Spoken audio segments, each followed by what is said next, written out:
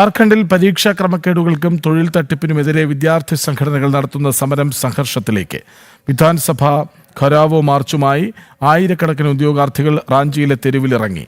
ബാരിക്കേഡുകൾ തകർത്തു മുന്നേറിയ പ്രതിഷേധക്കാർക്ക് നേരെ പോലീസ് ജലപീരങ്കിയും ലാത്തിയും പ്രയോഗിച്ചു.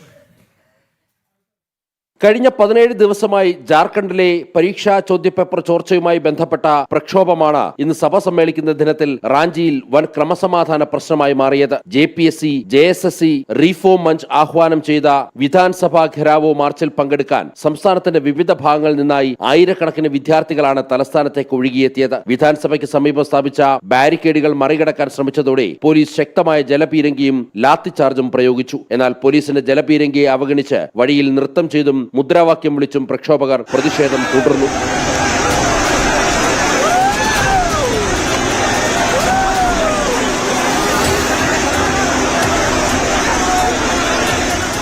ഒൻപത് ദിവസമായി നിരാഹാരം അനുഷ്ഠിക്കുന്ന യുവ നേതാവ് ദേവേന്ദ്രനാഥ് മഹ്തോ ആംബുലൻസിലാണ് പ്രതിഷേധ സ്ഥലത്തെത്തിയത്. ക്രമക്കേട് നടന്ന പരീക്ഷകൾ പൂർണ്ണമായും റദ്ദാക്കി CBI അന്വേഷണം പ്രഖ്യാപിക്കും വരെ സമരം അവസാനിപ്പിക്കില്ലെന്ന് ഉദ്യോഗാർത്ഥികൾ വ്യക്തമാക്കി. സമാധാനപരമായ പ്രതിഷേധത്തിന് നേരെ അക്രമം അഴിച്ചുവിട്ട് ഭരണകൂടം അരാജകത്വം സൃഷ്ടിക്കാൻ ശ്രമിക്കുകയാണെന്ന് ജാർഖണ്ഡ് ലോക് താന്ത്രിക് ക്രാന്തികാരി മോർച്ച നേതാവ് കൂടിയായ ദേവേന്ദ്രനാഥ് മഹ്തോ ആരോപിച്ചു.